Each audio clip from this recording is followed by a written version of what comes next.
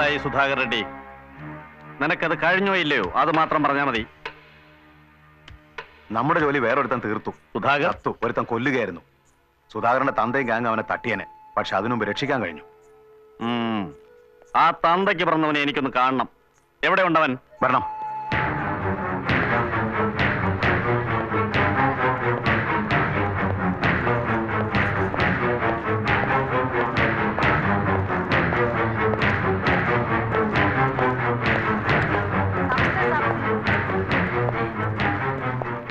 ഇവനാണ്.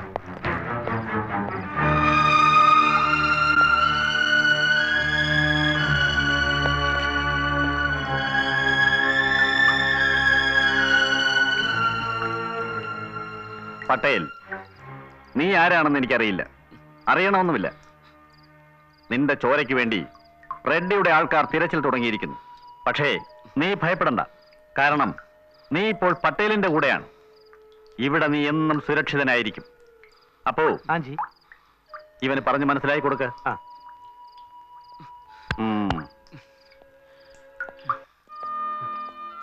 ആ വാക്ക് വിശ്വസിക്കാം. റെഡ്ഡിയല്ല ആര് വിചാരിച്ചാലും ഇവിടെ ഒന്നും നിങ്ങളെ തൊടാൻ സാധിക്കില്ല. ഇയാൾ എന്തിനാ എന്നെ രക്ഷിക്കുന്നത്? സുധാകർ റെഡ്ഡിയെ കൊന്നതിന് വേറെന്തിനാ? എന്നോ തുടങ്ങിയ പോരാ പട്ടേലും റെഡ്ഡിമാരും തമ്മിൽ. ഒരു കടം പട്ടേലിന് ബാക്കിയുണ്ടായിരുന്നു. സുധാകർ, നിങ്ങളത് പട്ടേലിന് വേണ്ടി വീട്ടി. പട്ടേൽ എന്ന പേര് കേൾക്കുമ്പോ വടക്കനാണെന്നൊക്കെ തോന്നാം. പക്ഷെ ആള് മലയാളിയാണെന്നുള്ള കാര്യം ഇവിടെ അധികം ആർക്കും അറിയില്ല. കയ്യൂക്കിന്റെ ബലത്തിൽ കിട്ടിയ പട്ടമാണ്. ഇവിടെ രാത്രി തുടങ്ങുന്നതേ ഉള്ളൂ. നായാട്ടിന് വരുന്നവർക്ക് മൃഗങ്ങളെ ഒരുക്കി നിർത്തണം. ഞാൻ പറഞ്ഞത് മനസ്സിലായെന്ന് തോന്നുന്നു.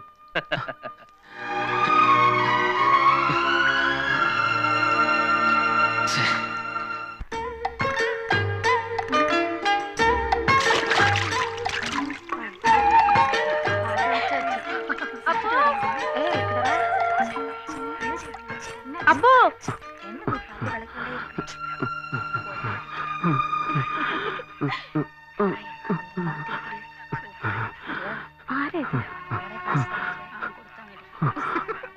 എനിക്ക്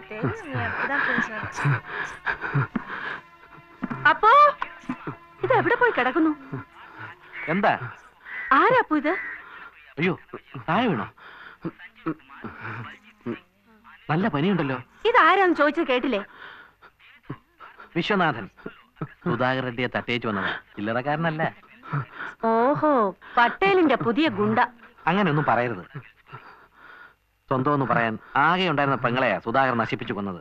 അതിനാ അവനെ തീർത്തത്, അല്ലാതെ ഗുണ്ടയൊന്നും അല്ല. അയാൾക്ക് തീരെ വയ്യ കേട്ടോ. മുറിവിന്ന് രക്തം ഒരുപാട് പോയിട്ടുണ്ട്. ആദ്യം ഇയാൾ എവിടെയെങ്കിലും മാറ്റിക്കിടത്ത്, ഇല്ലെങ്കിൽ ചാവുന്ന കാണേണ്ടി വരും. എന്താ മിഴിച്ചു നിൽക്കുന്നത്? അല്ല, മാറ്റി കിടത്താന്ന് വെച്ചാ ഇവിടെ ഇപ്പൊ എവിടെയാ? തൽക്കാലം എന്റെ മുറി കിടത്ത്. എന്നാ താങ്ക്.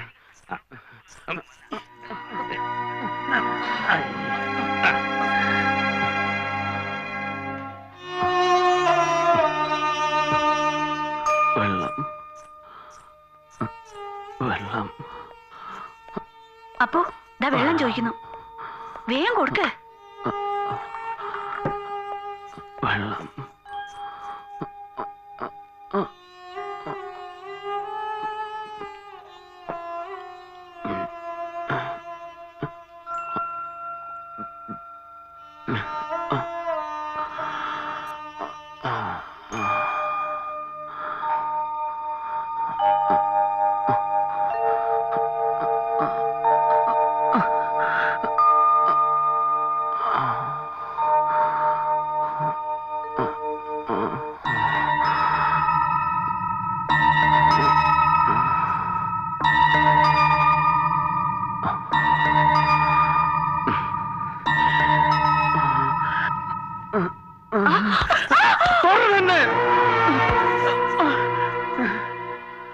എഴുന്നേൽക്കണ്ട, കിടന്നോളൂ. ഇല്ല, ഞാൻ പോവാ. പോവാനോ? എവിടേക്ക്? പുറത്ത് റെഡ്ഡിയുടെ ആൾക്കാർ കാത്തിരിപ്പുണ്ടാവും. അവരുടെ പിച്ചാത്തി പിടിയിലേക്ക് ആയിരിക്കും ചെന്ന് കയറുന്നത്. ഈ മാംസച്ചന്തയുടെ പിന്നാമ്പുറത്തൊരു പട്ടിയെ പോലെ ഒളിച്ചു കഴിയുന്നതിലും ഭേദം അതാ.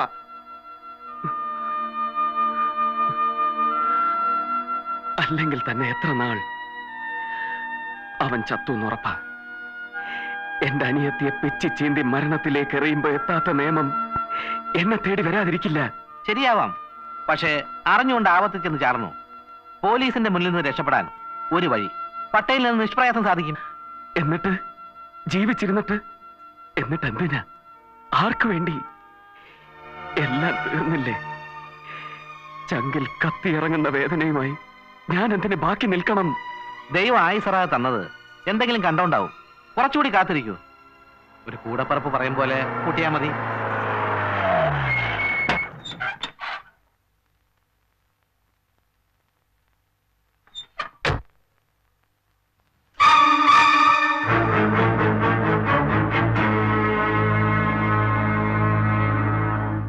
CI റാവു പട്ടേലിന്റെ സ്വന്തം ആളാ. നിങ്ങളെ പോലീസിന് കൊടുക്കാതിരിക്കാൻ വേണ്ടി പട്ടേൽ എന്തൊക്കെയോ ചെയ്തുകൊണ്ടിരിക്കുക. അതാ റാവു ഈ നേരത്ത് ഇങ്ങോട്ട് വന്നത്. അതിനിടയ്ക്ക് നിങ്ങൾ ഇറങ്ങി പോകാൻ തുടങ്ങിയാൽ അത് പട്ടേലിനും കൂടി കുഴപ്പം ചെയ്യും. അല്ലെങ്കിൽ തന്നെ ഈ മുറിവും വെച്ച് എഴുന്നേറ്റ് നിൽക്കാൻ പോലും വയ്യാത്ത ആള് എവിടെ പോവാനാ? അവിടെ കിടക്കാൻ പറ. നിന്റെ ഉപദേശം ഇവിടെ ആരും ചോദിച്ചില്ല. അയ്യോ, ഉപദേശം കൊടുക്കലല്ല, ഉപകാരം ചെയ്യലാണ് എന്റെ തൊഴിൽ. ഞങ്ങളെപ്പോലുള്ള വാസവദത്തമാർ ചെയ്യുന്ന സേവനം എത്ര വലുതാന്നറിയില്ലേ? സത്യത്തിൽ ഞങ്ങളോട് അല്പം ബഹുമാനത്തിൽ പെരുമാറണം. ഏയ്, ഇങ്ങനെ പല്ലിളിക്കുന്നത് തെറ്റാട്ടോ.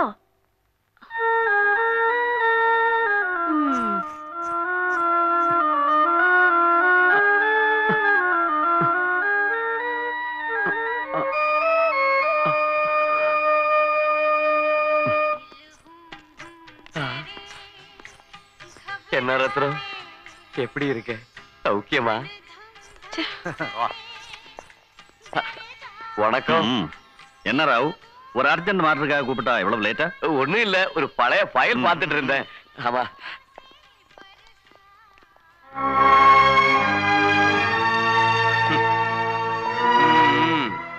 போலீஸ் கிட்ட மாற்றுறதுக்கு முன்னால ரெட்டி உன்னை பிடிக்கிறதுக்காக அரைஞ்சுக்கிட்டு இருந்தா. நல்ல வேலை, பட்டேல் உனக்கு அடைக்கலம் கொடுத்தாரு. Assistant commissioner? அசிஸ்டன்ட் கமிஷனர் ரெட்டிக்கு தான் ஐயா சப்போர்ட் பண்ணுவா. கவர்மெண்ட் கொடுக்கறத விட 4 மடங்கு சம்பளம் கொடுக்கறாருல்ல. நீ அதை பத்தி ஒண்ணும் கவலைப்படாத. நான் இருக்கிற வரைக்கும் ஒண்ணும் நடக்காது. எலே, வெளிய மட்டும் தலை காட்டாத, ஏன்னா என் தலை போயிடும். வாங்க வாங்க.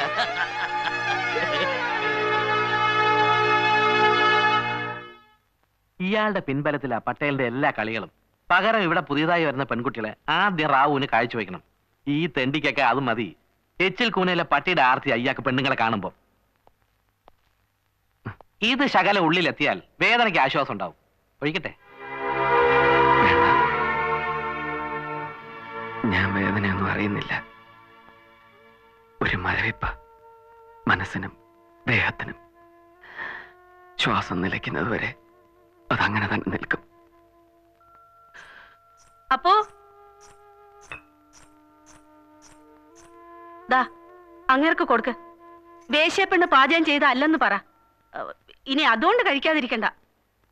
താഴത്തെ കേശോട്ടിന്റെ കടയിൽ നിന്ന് വരുത്തിയതാ. പാവം, സ്നേഹവും മനുഷ്യത്തുള്ളൊരു പെണ്ണ.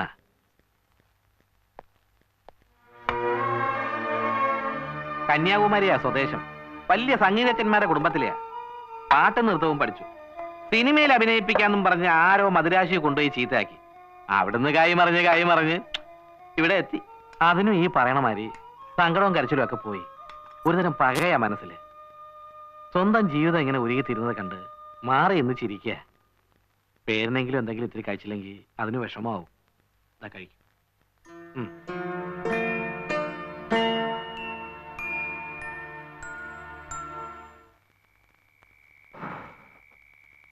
അപ്പോ ഇയാൾക്ക് കുടിക്കാൻ എന്താ വേണ്ടോ ചോദിക്ക്. സ്മോള് വേണമെന്നാ ചോദിക്കുന്നത്. ഓഹോ, കുടിക്കില്ല? അപ്പൊ പിന്നെ പെണ്ണായാലോ?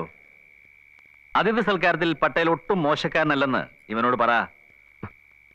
എനിക്കിവിടുന്ന് പോണം, കഴിയുന്നതും വേഗം. ശ്രുതി വേണ്ട. എന്റെ കണ്ണെത്തുന്നതിനപ്പുറത്തെ ലോകത്ത് ഇപ്പോഴും നിന്റെ തലയ്ക്ക് വേണ്ടി ഉറക്കമുളയ്ക്കുന്നവരുണ്ട്. വളരെ ബുദ്ധിപൂർവമുള്ള ഒരു ശ്രമം. ഞാൻ പറയാം, അതുവരെ കാത്തിരിക്കും.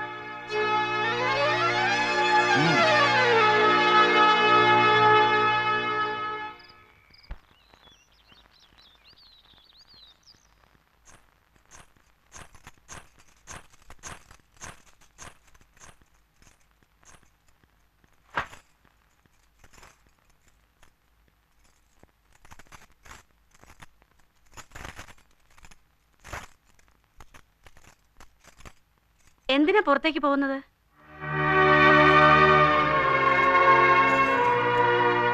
ഒരു സ്ത്രീക്ക് നൽകേണ്ട മാന്യതയൊന്നും ഞാൻ അർഹിക്കുന്നില്ലല്ലോ. എന്റെ മാംസത്തിന് വിലയും കൊണ്ട് വരുമ്പോഴേ ഞാനും നിങ്ങളെ ശ്രദ്ധിക്കുള്ളൂ. അപ്പൊ പിന്നെ ഈ മുറി കിടക്കുന്ന കട്ടിലിനും മേശയ്ക്കും തുല്യായിട്ട് എന്നെ കണക്കാക്കിയാ മതി.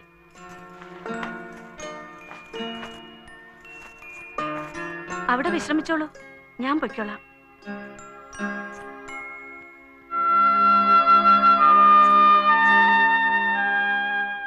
പുളിച്ചു നാറുന്നതിന് മുൻപായിരുന്നെങ്കിൽ പിച്ചപ്പിള്ളേർക്കെങ്കിലും കൊടുക്കായിരുന്നു.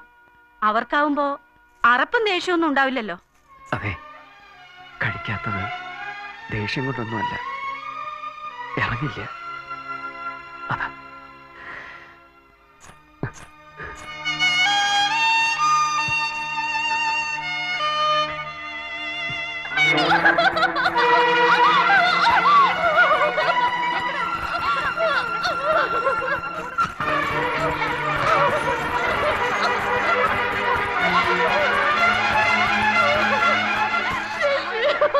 എന്താ ചേച്ചിന് കണ്ടോ? എന്തു പറ്റി? അയാൾ എന്നെ സിഗരറ്റ് വെച്ച് പൊള്ളിച്ചതാ. എനിക്ക് വയ്യ ചേച്ചി, അയാളൊരു മൃഗമാ.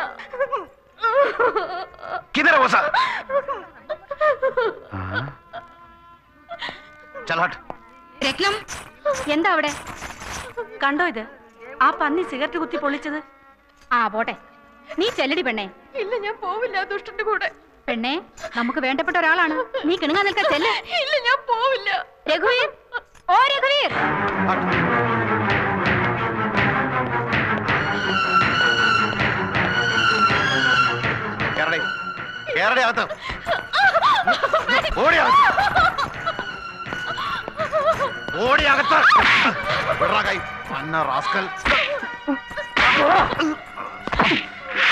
ഇത് കൊള്ളാമല്ലോ, ഇവനെ നീ ഇതിന് കാര്യം. എടാ, നിർത്തടാ. നിന്നെ ആരെ കൊണ്ട് വിളിച്ചത്? ചെലമ്പാടി പന്ന ശവമേ.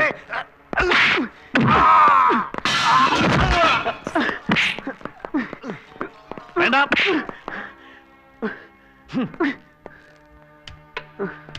നിനക്കെന്താ ഭ്രാന്ത് പിടിച്ചോ? എന്റെ താവളത്തിൽ ഒളിച്ചിരിക്കുമ്പോ എന്റെ അനിയന്റെ ദേഹത്ത് കൈവയ്ക്കാൻ? വേണ്ട, നിന്റെ ഹീറോയിസ് ഒന്നും ഇവിടെ വേണ്ട. വളർത്തുന്ന കൈ കൊണ്ട് തന്നെ കൊല്ലാനും മടിക്കില്ല പട്ടേ. പോ.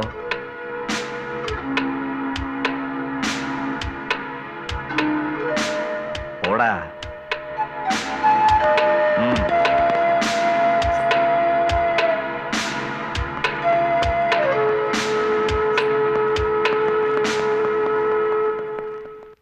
ഏതോ ഒരു വേശ്യാ പെണ്ണിനെ തല്ലുകൊള്ളുന്നതിൽ എന്ത് കാര്യം എന്ന് കരുതി മുഖം തിരിച്ചതായിരുന്നു. പക്ഷെ അതിന്റെ കരച്ചിൽ കേട്ട് സഹിക്കാതായപ്പോ പിന്നെ ഞാൻ ഒന്നും ഓർത്തില്ല. മതി, ചാവുന്നതിനേക്കാൾ ഭേദമല്ല ഒരു വേശ്യാലയം നടത്തിപ്പുകാരൻ കൽപ്പിച്ചു തരുന്ന ഈ ഔദാര്യം, അതിന്റെ പുറത്തുള്ള ജീവിതം. മതി, ഞാൻ പോവാൻ തീരുമാനിച്ചു. അയ്യോ, പോകരുതെന്നല്ല ഞാൻ പറയുന്നത്. ഒരു 3 ദിവസം കൂടി കാത്തിരിക്കൂ. നാട്ടിലേക്ക് പോകുന്ന പാഴ്സൽ ലോറിയ ചരക്കും കയറ്റി 3-ാം ദിവസം രാത്രി അവരിവിടെ എത്തും. ഡ്രൈവറെ കണ്ട് ഞാൻ എല്ലാം പറഞ്ഞു ഉറപ്പിച്ചിരിക്കുക. ഒരു കുഴപ്പമില്ലാതെ നാട്ടിലെത്തിക്കുന്ന കാര്യം അവരേറ്റു. എന്താ, ലോറിയുടെ ക്ലീനറെ ഞാൻ പുറത്ത് നിർത്തിയിരിക്കുക.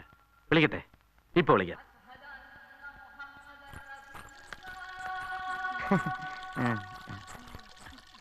ഹലോ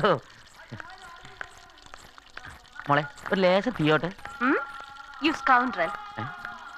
തീ ചോദിച്ചാൽ ഇംഗ്ലീഷ് ഒന്ന് പേടിപ്പിക്കുക. നിങ്ങളൊക്കെ ഏതാ രാജ്യം? കുഞ്ഞാമേ, സഹാന അവിടെ എന്തെടുക്കാണോ? എന്താണ് ഇത്? വാ. അല്ലപ്പെട്ട, നിങ്ങളല്ലേ പറഞ്ഞു ഇവിടെ എന്തോ ചെറുകിട വ്യവസായത്തിന്റെ ഏർപ്പാടാണ്. ഇത് ചെറുകിടല്ലോ, ഇത് വൻകിടം തന്നെ. ഡിസ്പാൻഡിന്ന് പറഞ്ഞാ ഇവിടെ അങ്ങനെ പലതും കണ്ടു വരും. താൻ വായി നോക്കിക്കാതെ വാ. ഏറി പോങ്കണിയുള്ള പാത്തിട്ട് നിൽക്കാതെ പാടോ. എന്റെ ഉമ്മ എന്താ